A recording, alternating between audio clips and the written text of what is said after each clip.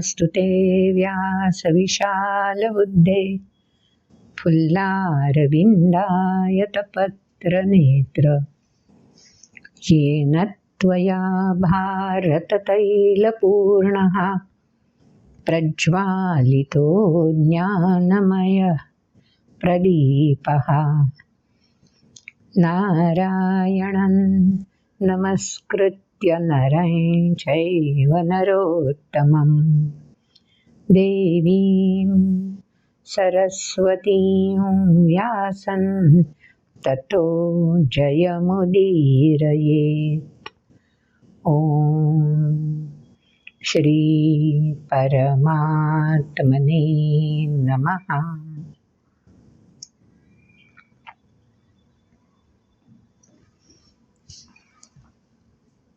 पिछले वीडियो में ज्ञान कर्म संन्यास योग, ये चौथा अध्याय हम सुन रहे हैं।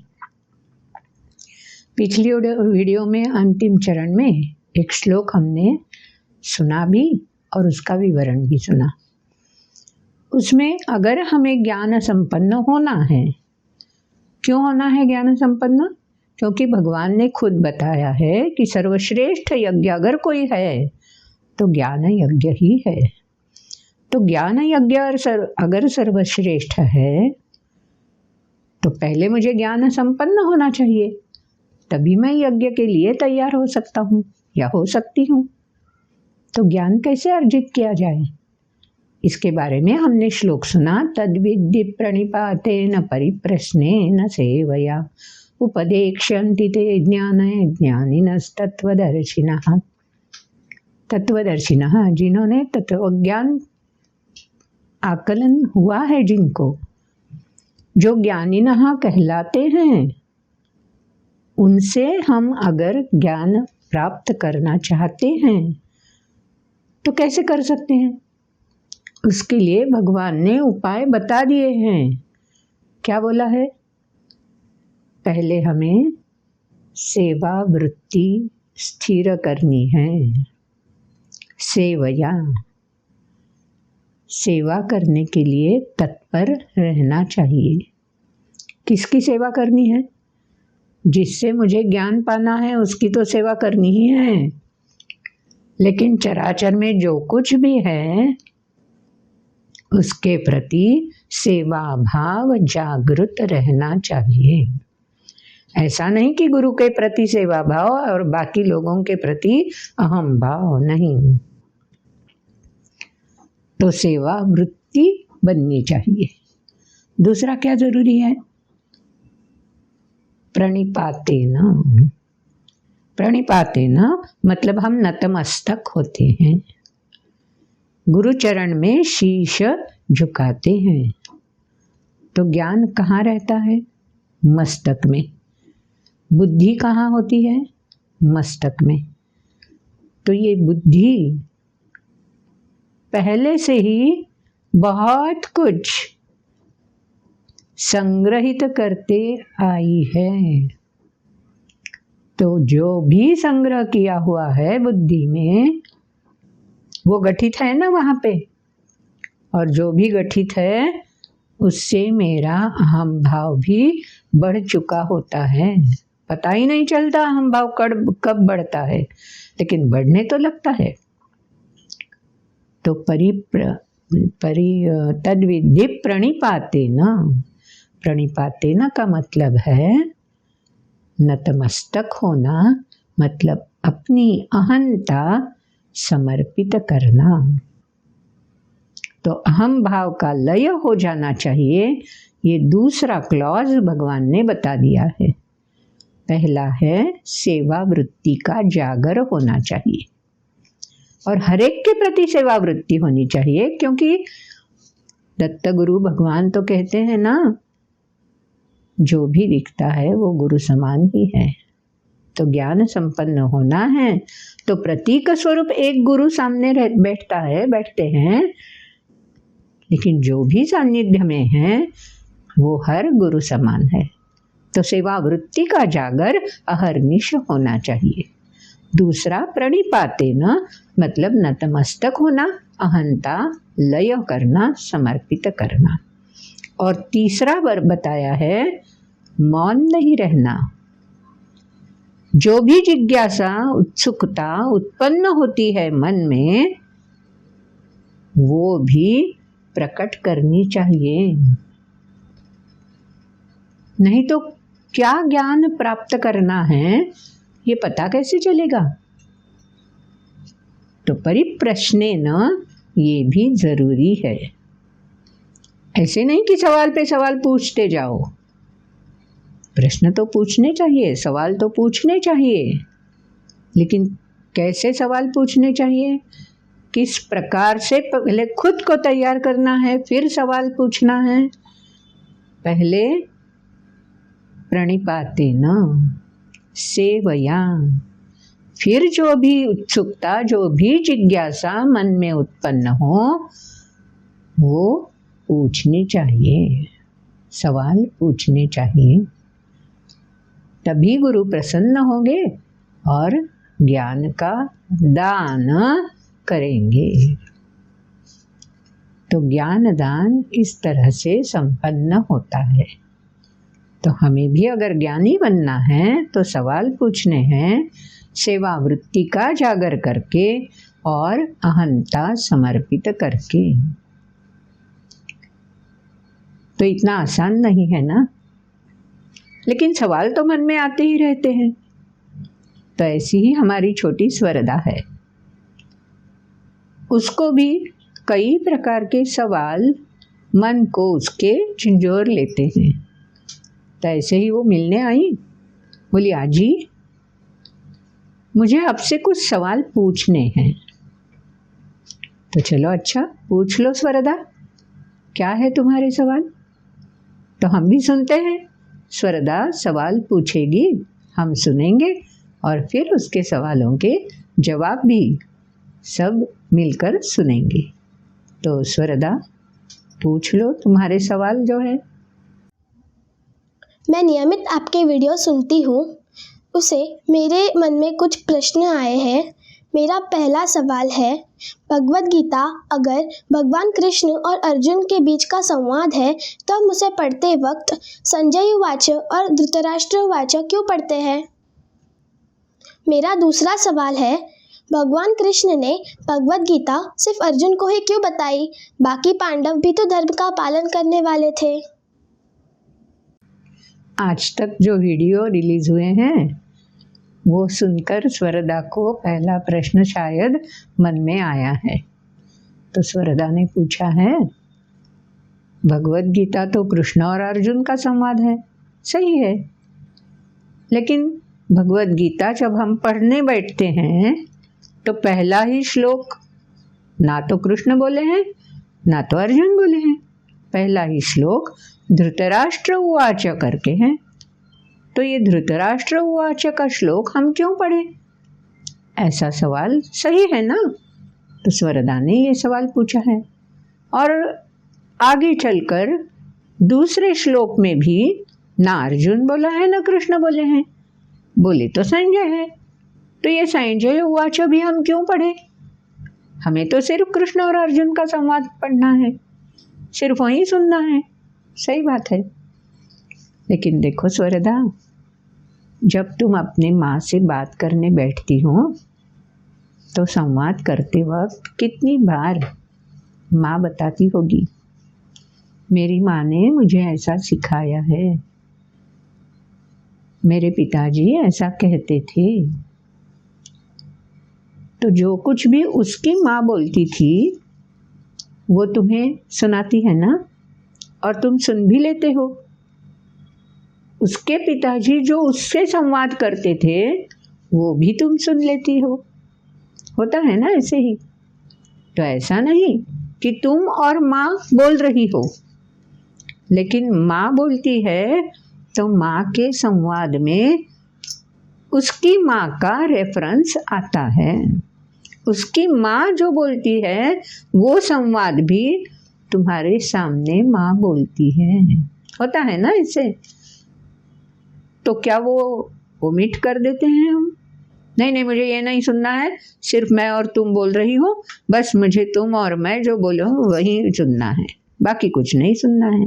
ऐसा नहीं होता ना, क्योंकि जो विषय है वो समझाते वक्त अगर ज़रूरी पड़े तो दूसरों से का भी जिक्र करना ज़रूरी है। और यहाँ तो होता क्या है, देखो धृतराष्ट्र तो राजा है, राजा ने आज्ञा देने पर ही युद्ध शुरू हुआ है, तो राजा को युद्ध के बारे में सब कुछ मालूम होना ज़रूरी है, क्योंकि अगर युद्ध रोकना चाहिए तो निर्णय कौन कर सकता है? राजा कर सकता है, मतलब धृतराष्ट्र कर सकता है ना। तो धृतराष्ट्र को युद्ध के बारे में हर खबर मालूम होना ज़रूरी है। और अगर तुमने पहला वीडियो देखा है तो उसमें मैंने बताया था कि राजा धृतराष्ट्र अंध है, दृष्टिहीन है, तो खुद रण में नहीं जा सकता, खुद अपनी आँखों से युद्ध का हाल, युद्ध की खबर बात नहीं जान सकता। तो क्या, कैसे पता चले उसको? कोई तो माध्यम जरूरी है। तो रणभूमि में जो जो होता है, जैसे ही युद्ध की प्रगति होती है, वो हर खबर राजा तक पहुंचे तो कैसे पहुंचे? राजा तो रण में उपस्थित नहीं रह सकता। तो राजा धृतराष्ट्र अपने ही कक्ष में बैठा है, तो उसको खबर कौन पहुंचाए? बार बार कोई आएगा और बताएगा? ऐसा तो नहीं हो सकता। उसके सामने ही कोई बैठने वाला चाहिए जो रण में क्या क्या होता है वो बताता जाएगा।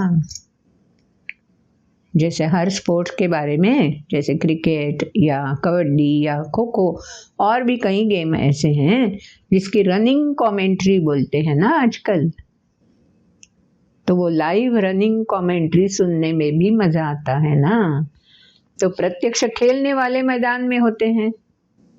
आजकल तो टीवी पर हम मैच देख सकते हैं और running commentary, live running commentary सुनने पर वो भी आनंद उठा सकते हैं।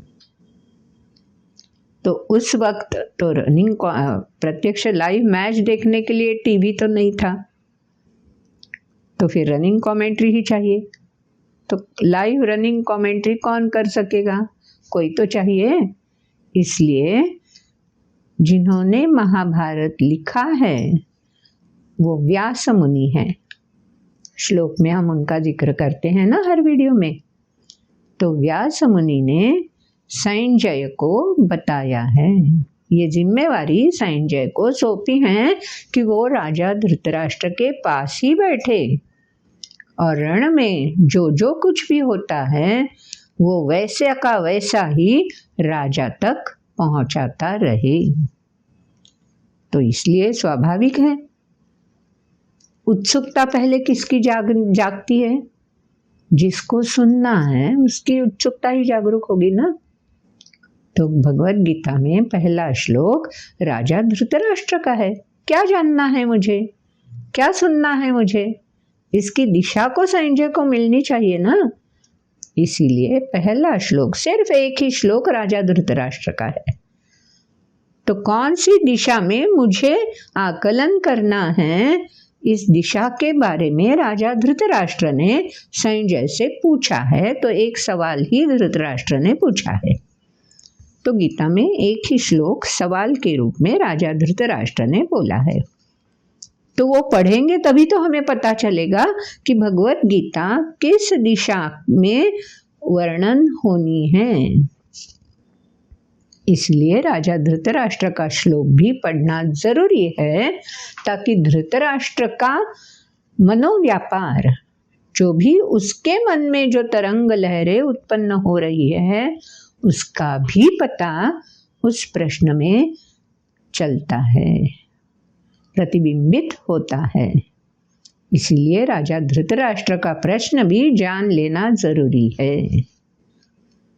तो ऐसा नहीं हो सकता कि राजा धृतराष्ट्र का प्रश्न क्यों पढ़े, पढ़ना ही जरूरी है, ताकि हमें किस दिशा में संजय उनको बताने वाला है, राजा है तो ये पता चल जाए। तो ठीक है, अब संजय उवाच क्यों पढ़ना है, इसी में उत्तर मिल गया। क्योंकि लाइव रनिंग कमेंट्री कौन कर रहा है, संजय कर रहा है। तो रण में क्या चल रहा है इसके बारे में राजा तक कैसे खबर पहुंचानी है, इसकी जिम्मेवारी संजय निभाता है। तो अगर किसी को भी ये जिम्मेवारी सौंपी जाए कि जो घटना घट रही है उसके बारे में लाइव रनिंग कमेंट्री तीसरे व्यक्ति को सुनानी है, तो अपनी जिम्मेवारी कैसे निभानी है, ये सीखने को ये संजय उवाच के श्लोक हमें सिखाते हैं। तो ऐसा नहीं है कि संजय अपने मन से मनगढ़ंत बात उसमें मिर्च मसाला डाल के राजा को सुनाते हैं, ऐसा नहीं हुआ है भगवद गीता में। तो वास्तविक रूप से राजा तक हर घटना कैसे पहुंचानी है, इसकी जिम्मेवारी कैसे निभानी है, इसके बारे में भी संजय उवाच के श्लोक पढ़ने पर हमें भी ज्ञान मिलता है। तो यही दृष्टिकोण मन में रखकर हमें धृतराष्ट्र उवाच और संजय उवाच के श्लोक भी पढ़ने हैं, क्योंकि कृष्णार्जुन संवाद में वो बीच का दुआ बन के सामने आते हैं। तो स्वरदा, प्रश्न का उत्तर मिल गया। तो अब गीता जब पढ़ोगी, खाली पढ़ना नहीं है, कंठस्थ भी करनी है। तो जब पढ़ोगी, कंठस्थ करोगी, तो ये बात ध्यान में रखना कि संजय उवाच या धृतराष्ट्र उवाच के श्लोक भी उतनी ही लगन से समझ लेने हैं, ताकि कथारूप कैसे वास्तविकता से जुड़ी रहे इसका पता हमें भी चल जाए। तो ठीक है, पहले प्रश्न का तो उत्तर तो आपको मिल गया। अब दूसरा प्रश्न जो तुमने पूछा है, बहुत ही बढ़िया प्रश्न है। आपने बोला है कि भगवान कृष्ण ने सिर्फ अर्जुन को ही भगवद गीता क्यों बताई है, बाकी पांडव भी तो धर्म पालन करने वाले हैं। स्वरदा, अच्छा ज्ञान प्राप्त कर रही हो, तुम पढ़ रही हो, बाकी पांडव भी धर्म का पालन करने वाले हैं, करने वाले थे, ये तुम्हें पता चला है। मतलब तुमने बाकी पांडवों के बारे में भी सुना है, उनकी कथाएं जानी हैं। बहुत अच्छा है, ऐसा ही होना चाहिए। लेकिन दो बात ध्यान में रखो। देखो, कृष्ण और अर्जुन एक ही रथ में सवार हैं, बाकी पांडवों के रथ तो अलग अलग जगह पे खड़े हैं, क्योंकि युद्ध के समय पांचों पांडव एक दूसरे के समीप तो नहीं होंगे ना, हर एक को अपने अपने मोर्चा संभालना होता है। तो युधिष्ठिर अलग जगह पे खड़े होंगे, भीम अलग जगह पे होंगे, नकुल अलग जगह पे, सहदेव अलग जगह पे होंगे, और कृष्ण और अर्जुन ही साथ में एक ही रथ पे सवार है। वो कथा भी तुम्हें मालूम होगी, क्यों कृष्ण और अर्जुन एक ही रथ पे सवार है। अर्जुन ने खुद मांग करी थी। कृष्ण ने पूछा था, अर्जुन मांग लो। दुर्योधन भी उस वक्त पास ही था, और दोनों को कृष्ण ने एक ही वक्त सहूलत दे दी थी, मांगो जो कुछ भी मांगना है। तो दुर्योधन ने बोला था, मैं पहले मांगूंगा क्योंकि मैं पहले आया हूं। तो अर्जुन विनम्रता से बोला, अच्छा ठीक है, तुम मांग लो पहले। क्या मांगना था? कृष्ण ने बताया था कि मेरी जो सेना है वो सेना लड़ेगी, मैं जिसकी ओर जाऊंगा, मैं तो युद्ध नहीं करने वाला। तो देखो, आपको जो चाहे मांग सकते हो, या तो मेरी सेना या खुद मैं, लेकिन मैं तो युद्ध नहीं करने वाला। तो दुर्योधन पहले मांग रहा है। क्या मांगा होगा दुर्योधन ने? सही बात, दुर्योधन ने कृष्ण की पूरी सेना यादवों की मांग ली ताकि अपनी ताकत बढ़े, रण में जीतने के चांसेस और बढ़ जाए। इसलिए दुर्योधन ने यादव सेना मांग ली। अब अर्जुन की बारी। अर्जुन ने तो मन में पहले से ही तय करके रखा था, क्योंकि अर्जुन की कृष्ण पर निष्ठा थी, श्रद्धा थी, और सखा तो था ही अर्जुन और कृष्ण परस्परों की। तो अर्जुन ने मांग लिया, मुझे तो भगवान आप ही चाहिए, तुम मेरे साथ हो, बस मुझे और कुछ नहीं चाहिए, तो आप मेरा साथ देना। तो कृष्ण ने मंजूरी दे दी। तो यादव सेना हो गई दुर्योधन की ओर से और कृष्ण आ गया अर्जुन। इसीलिए अर्जुन और कृष्ण दोनों एक ही रथ में सवार हैं, और चूंकि कृष्ण युद्ध नहीं करने वाले तो क्या काम करेंगे रथ पर बैठकर। तो कृष्ण ने बोला, मैं रथ की बागडोर संभालूंगा, सारथी बनके मैं तुम्हारे साथ विराजमान हूँगा। तो बस अर्जुन को और क्या चाहिए था।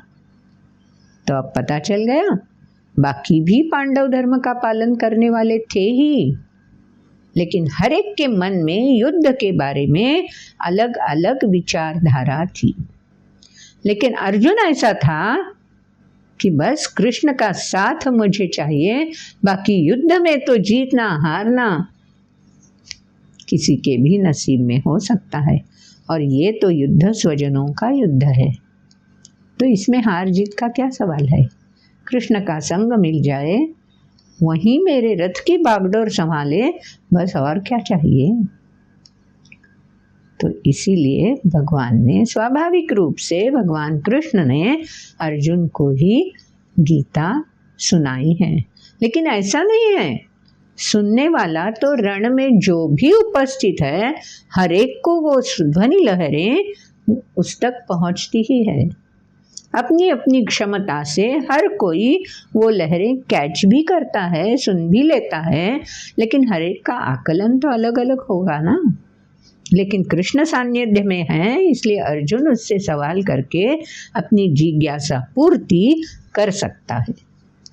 इसलिए कृष्ण अर्जुन का संवाद भगवद गीता में है, और बाकी पांडव धर्म का पालन करते हैं, लेकिन इस कारण उनके साथ कृष्ण उपस्थित नहीं है, तो गीता सुन सकते हैं, उन्होंने भी सुनी है, लेकिन जैसे अर्जुन ने सुनी है वैसे नहीं सुनी है। ठीक है, इस प्रश्न का भी उत्तर मिल गया तुम्हें। मुझे लगता है दोनों प्रश्न के उत्तर तुम्हें मिल गए होंगे। तो चलो, ज्ञान संपन्न अगर होना है तो स्वरदा जैसे प्रश्न जिसके भी मन में उपस्थित होंगे वो प्रश्न तो पूछते ही रहेंगे। अगर प्रत्यक्ष रूप में आके आप प्रश्न नहीं पूछ सकते तो आप कमेंट बॉक्स में भी आपके प्रश्न पूछ सकते हैं। तो आगे का प्रवास शुरू करते हैं। परिप्रश्नेन प्रणिपातेन सेवया ज्ञान संपन्न होना है। तो क्यों होना है, जानना चाहिए। ज्ञान मिल गया है, ये कैसे जान सकेंगे, वो भी जानना चाहिए। इस सब के बारे में चौथे अध्याय में आगे भगवान ने सुनाया है अर्जुन को।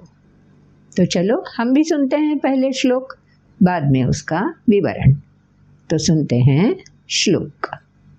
अपि चेदसि पापेभ्यः सर्वेभ्यः पापकृत्तमः सर्वैज्ञानप्लवेनैव वृजिनं सन्तरिष्यसि यथैधांसि समिद्धोऽग्निर्भस्मसात् कुरुतेऽर्जुन ज्ञानाग्निः सर्वकर्माणि भस्मसात् कुरुते तथा न हि ज्ञानेन सदृशं पवित्रमिह विद्यते तत्स्वयं योगसंसिद्धः कालेनात्मनि विन्दति श्रद्धावान् लभते ज्ञानं तत्परः संयतेन्द्रियः ज्ञानं लब्ध्वा परां शान्तिमचिरेणाधिगच्छति अज्ञश्चाश्रद्धधानश्च संशयात्मा विनश्यति नायल्लोकोऽस्ति न परो न सुखं संशयात्मनः योगसन्न्यस्तकर्माणै ज्ञानसञ्छिन्न संशयम् आत्मवन्तन्न कर्माणि निबध्नन्ति धनञ्जय तस्मादज्ञानसम्भूतं हृत्स्थै ज्ञानासीनात्मनः चित्वैनं संशये योगमातिष्ठोत्तिष्ठ भारत।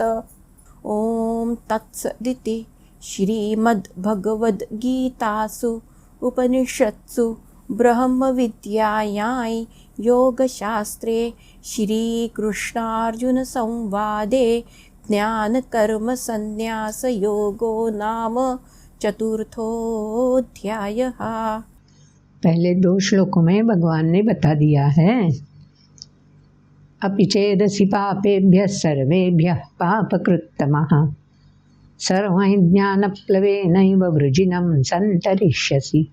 ज्ञान संपन्न होना क्यों जरूरी है, इसके लाभ क्या मिल सकते हैं। जो भी व्यक्ति ज्ञान संपन्न हो जाए उसे क्या हासिल होगा। तो इस श्लोक में और आगे के श्लोक में भगवान ने ये स्पष्ट रूप से बता दिया है। जो भी व्यक्ति ज्ञानी न बन जाती है उसको लाभ क्या होने वाला है, वृजिनम संतरिष्यसि। मतलब इस चराचर सृष्टि में, इस भवसागर में हम अनेकानेक प्रसंगों से गुजरते रहते हैं। कितने सारे प्रसंग ऐसे आते हैं जो हमारे लिए कठिनतम साबित होते हैं, कसौटी बनकर वो हमें सामने आते हैं। और ऐसा हो जाता है कभी कभी कामनाएं इतनी हावी हो जाती है कि वो पूरी नहीं हुई तो क्रोध के चपेटे में हम आ जाते हैं। कभी कभी कामनाएं लोभ में भी परावर्तित होती हैं और ना समझ बनकर हम लोभ, क्रोध या कामना के आगोश में आकर पाप कर्म करने लगते हैं। तो ये पाप कर्म करने पर पता चलता है हमें कि ये जो कर्म हुआ है ना, ये ठीक नहीं हुआ। क्योंकि पाप मतलब क्या है, अस्वस्थता महसूस होती रहे। अस्वस्थता महसूस होती रहती है जब भी हमसे पाप कर्म हो जाता है। वही स्पंदने, वही लहरें हम प्रतीत करते हैं। तो भगवान ने बोल दिया है, ज्ञान संपन्न हो जाओगे ना तो अपि चेदसि पापेभ्यः सर्वेभ्यः पापकृत्तमः। कितनी भी अस्वस्थता तुम्हारे मन में उत्पन्न हुई हो, अगर आज तक कसौटी के समय तुम गलत निर्णय कर चुके हो, कोई बात नहीं। एक बार विवेक बुद्धि से जुड़ जाओगे, विवेक बुद्धि का जागर हो जाएगा ना, तो इस सब से तुम अलग हो सकते हो। अस्वस्थता से तुम परे हो सकते हो।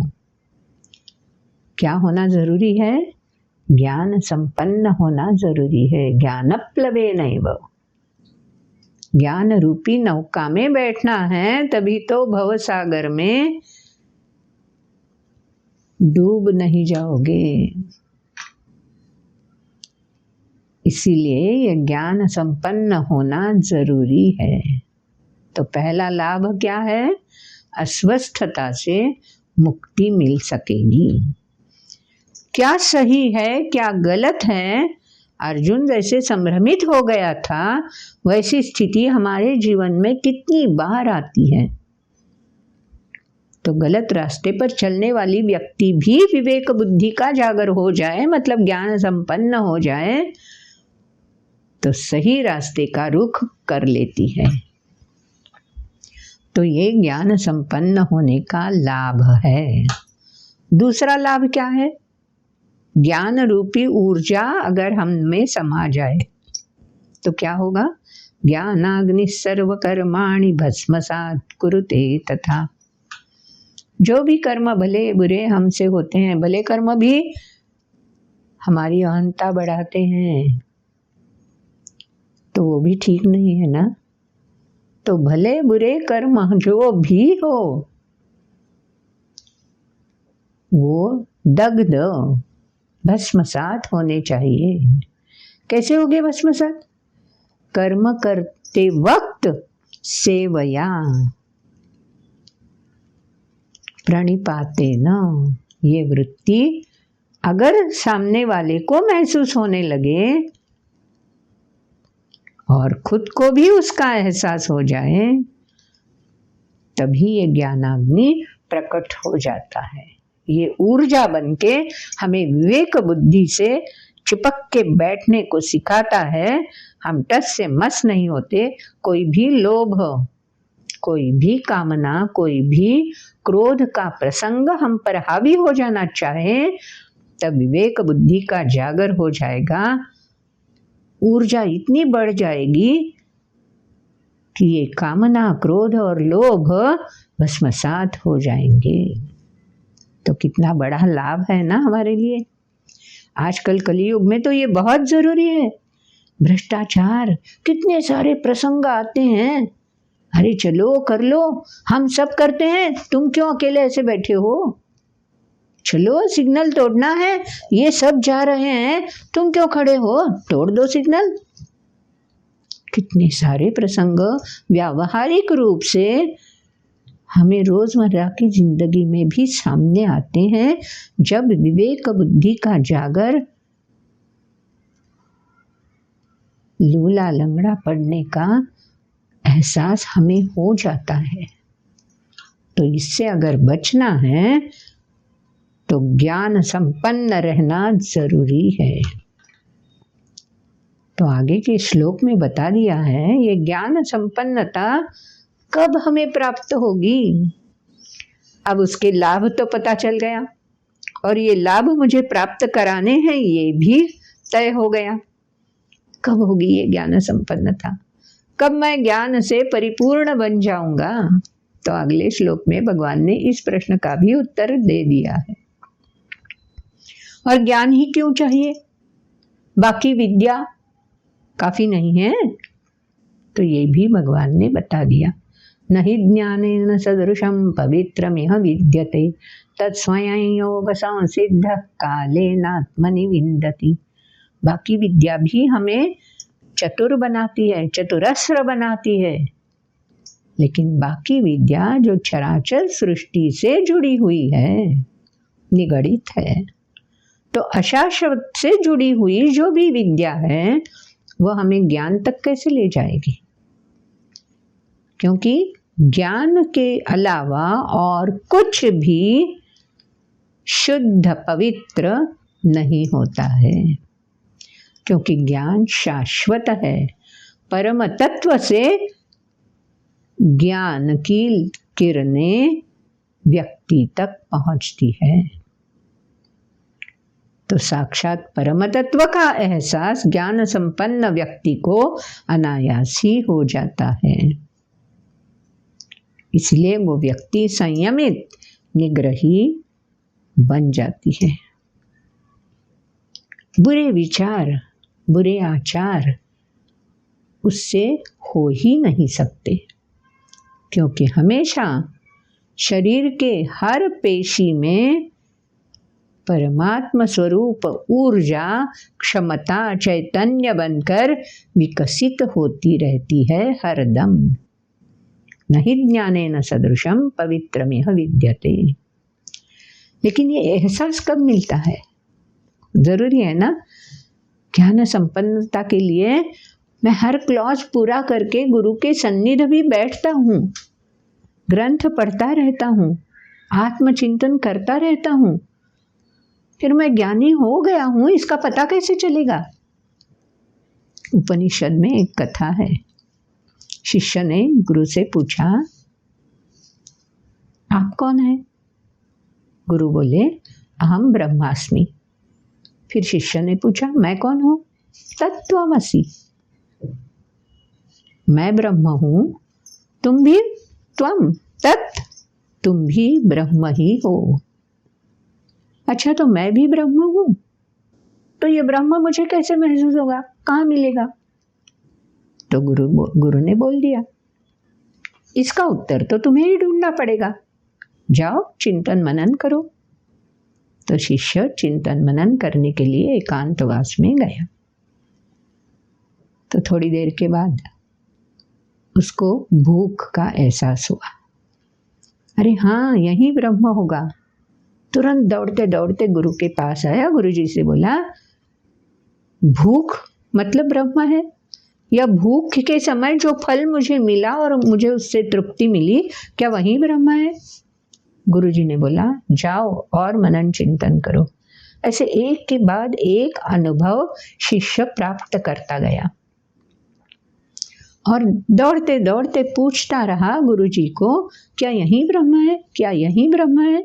और गुरुजी बार बार उसे वापस भेजते रहे। तो एक समय ऐसा आया, बहुत दिन गुजर गए, शिष्य वापस ही नहीं आया। तब चलकर गुरु खुद जहाँ शिष्य बैठा था वहाँ पे चले गए। तो वहाँ तेज पुंज बनकर शिष्य समाधि में लीन था। तो गुरुजी ने उसके सिर पर हाथ रख दिया। जैसे ही गुरुजी का हस्त स्पर्श उसको महसूस हुआ, शिष्य अपने आप जाग गया।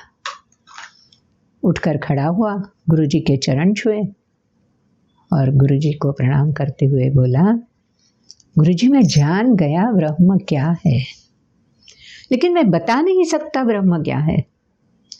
गुरुजी ने उसकी पीठ थपथपाई, चलो बेटा, आज तुम ज्ञान संपन्न हो गए। तत्स्वयं योग संसिद्ध काले न आत्मनि विन्दति। उपनिषद की कथा है ये।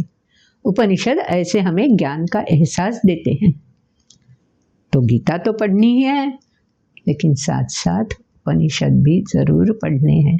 ऐसा नहीं कि एक साथ गीता भी पढ़ो उपनिषद भी पढ़ो, ऐसा नहीं हो सकता ना, धीरे धीरे, लेकिन पढ़ना है, इसका निश्चय तो करना है। तो ये श्लोक में बता दिया, तत्स्वयं योग संसिद्ध। तो शिष्य ने योग जो भी निश्चय कर लिया था कि मुझे ब्रह्म जानना है, क्योंकि मैं ब्रह्म हूँ, तो मैं क्या हूँ, ब्रह्म मतलब, ये जानने के लिए जैसे ही शिष्य बैठ गया तो चिंतन मनन एकाग्र तल्लीनता तद्रूपता जैसे ही उसने पा ली, तो भूख नहीं, तृष्णा नहीं, और कुछ भी चराचर का एहसास रहा ही नहीं। तभी उसे पता चला ब्रह्म क्या है। तो हर शिष्य को, हर व्यक्ति को अगर ऐसा एहसास हो जाए, तो शिष्य ने क्या बोला, मैं बता नहीं सकता। तो जिसको भी ब्रह्म का ज्ञान प्राप्त हो जाए, वो ब्रह्म का वर्णन नहीं कर सकता। इसीलिए वेदों में बोला है नेति नेति। तो आगे चलकर ये ज्ञान संपन्नता किसको प्राप्त होती है, और प्राप्त हुई भी तो उसके आगे का चलन कैसा होना चाहिए, है ना, एक के बाद दूसरा प्रश्न। तो भगवान ने खुद इसके बारे में भी बता दिया अगले श्लोक में, श्रद्धावान लभते ज्ञानं तत्पर संयतेन्द्रियः ज्ञानं लब्ध्वा पराम शांति न चिरेणाधिगच्छति। शांति, कैसी शांति, पराम शांति। शांति का एहसास होता है। शांति ऐसी दिखाने वाली चीज नहीं होती। तो सर्वश्रेष्ठ श्रेष्ठतम शांति का एहसास अधिगच्छति न चिरेण,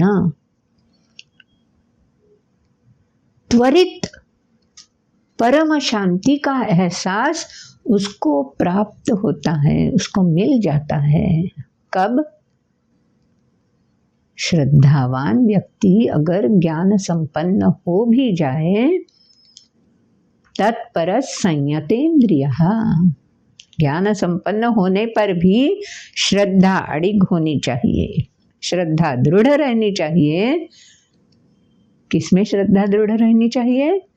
इंद्रियों को संयत करने में।